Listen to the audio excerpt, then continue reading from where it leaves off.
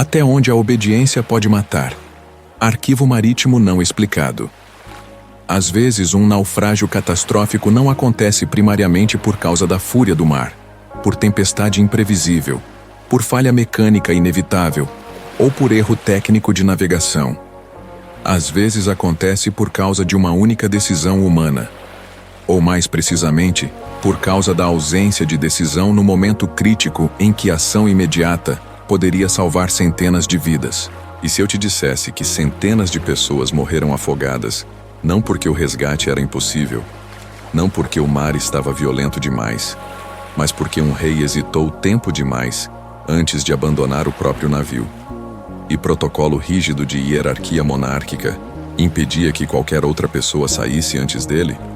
Esta é a história meticulosamente documentada do naufrágio do HMS Gloucester, um desastre marítimo onde o maior inimigo não foi a tempestade, não foi navegação em águas desconhecidas, não foi construção defeituosa. Foi hesitação fatal de quem tinha poder absoluto de decisão. Bem-vindo de volta ao Marinheiro Insone, onde hoje investigamos como hierarquia rígida e protocolo monárquico podem se tornar sentença de morte quando segundos importam. Se você busca entender como o poder pode matar tão eficientemente quanto o oceano, deixe seu like agora, porque esta história histórica vai revelar o custo humano de etiqueta real em momento de crise. O HMS Gloucester não era embarcação comum navegando águas britânicas naquele maio de 1682. Era navio real de 4ª classe da Marinha Real Britânica, construído especificamente com luxo e conforto, além de capacidade militar. 54 metros de comprimento, 60 canhões. Símbolo flutuante de poder, status aristocrático e autoridade monárquica absoluta. A bordo, naquela viagem específica partindo de Londres rumo à Escócia, estavam não apenas marinheiros comuns, mas nobres de alta linhagem, oficiais militares de patente elevada, soldados da Guarda Real, servos aristocráticos e, crucialmente, James Stuart, Duque de York, irmão direto do rei Carlos II e futuro rei James II da Inglaterra. Todos a bordo estavam profundamente conscientes de regra não escrita, mas absolutamente inflexível da hierarquia naval monárquica daquela época. Enquanto membro da realeza estivesse fisicamente a bordo, ninguém de posição inferior podia abandonar o navio sem permissão explícita. Era questão de protocolo, de respeito, de ordem social. Abandonar navio antes da realeza seria traição, covardia, crime passível de execução. O problema fundamental e fatal é que o mar, em sua indiferença natural absoluta, não respeita a hierarquia humana, não negocia com títulos nobiliárquicos, não espera decisões de reis. Durante navegação ao longo da costa leste da Inglaterra, aproximando-se de Great Yarmouth em Norfolk, o HMS Gloucester navegava em águas conhecidas por serem traiçoeiras, repletas de bancos de areia submersas que mudavam de posição com tempestades e correntes. Era 6 de maio, início da manhã, visibilidade razoável, mas mar agitado.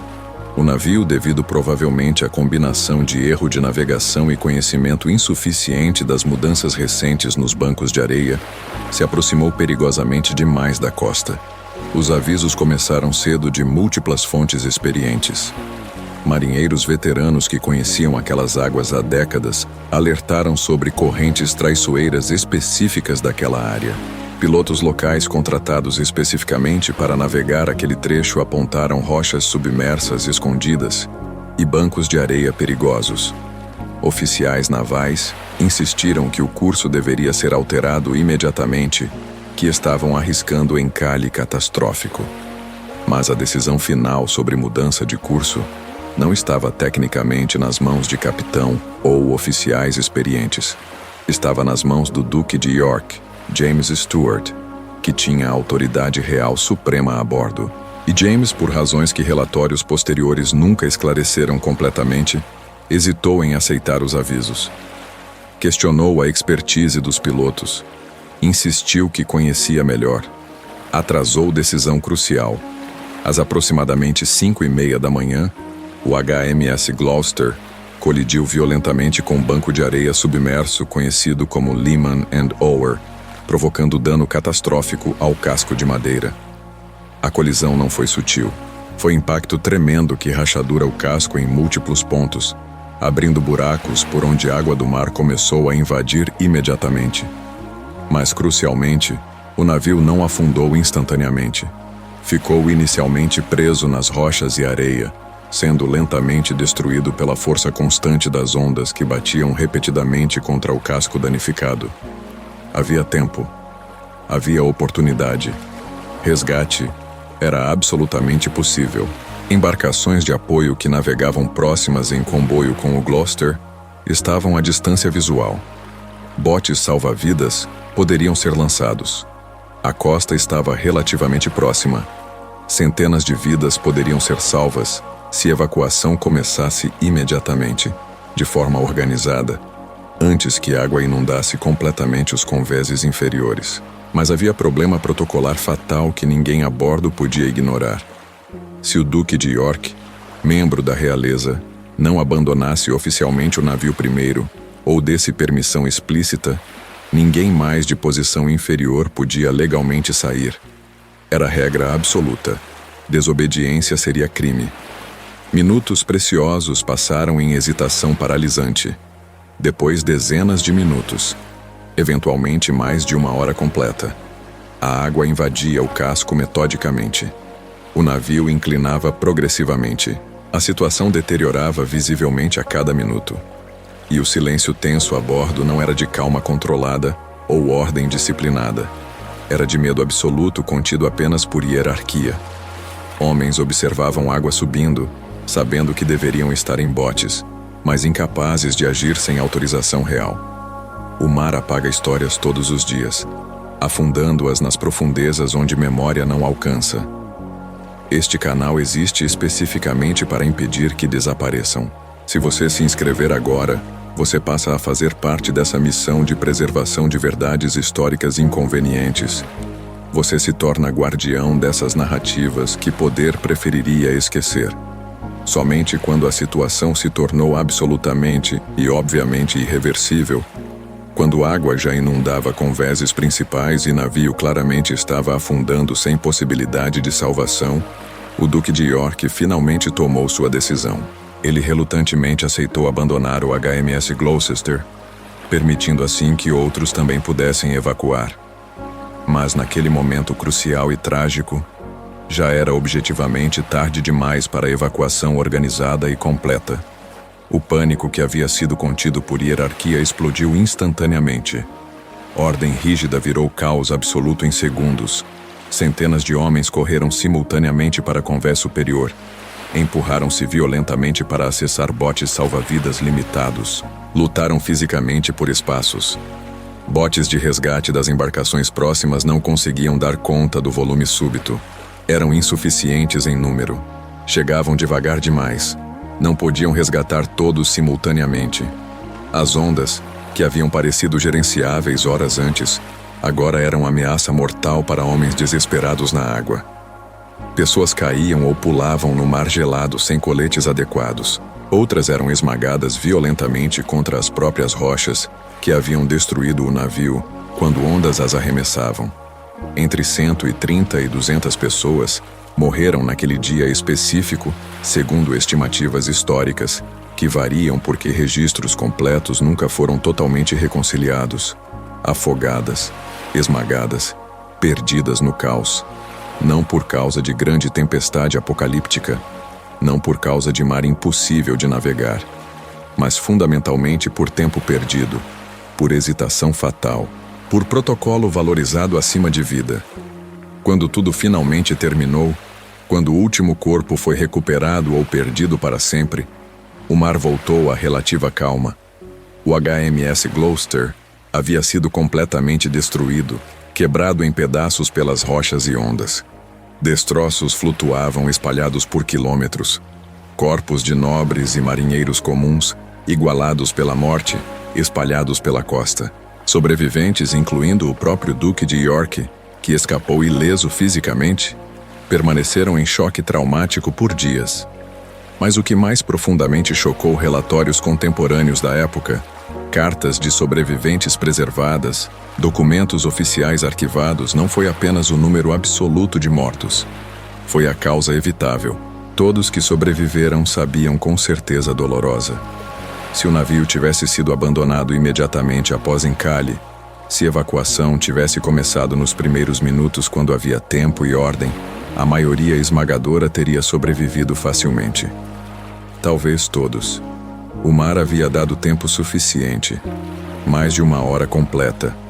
Mas poder monárquico, hierarquia rígida e protocolo aristocrático não souberam usar esse tempo de forma que priorizasse vida humana acima de etiqueta real.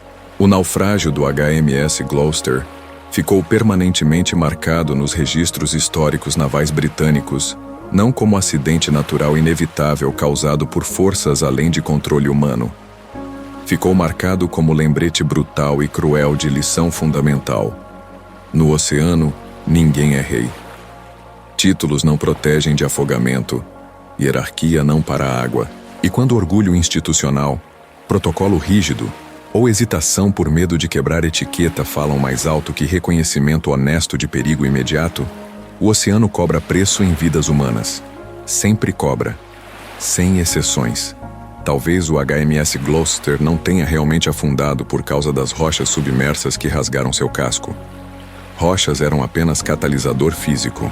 Talvez tenha afundado fundamentalmente porque ninguém a bordo ousou quebrar protocolo e sair antes que fosse oficialmente permitido por autoridade real.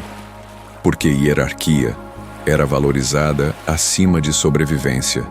E o mar, indiferente a essas considerações humanas de status e poder, apenas esperou pacientemente. Deu tempo. Ofereceu oportunidade.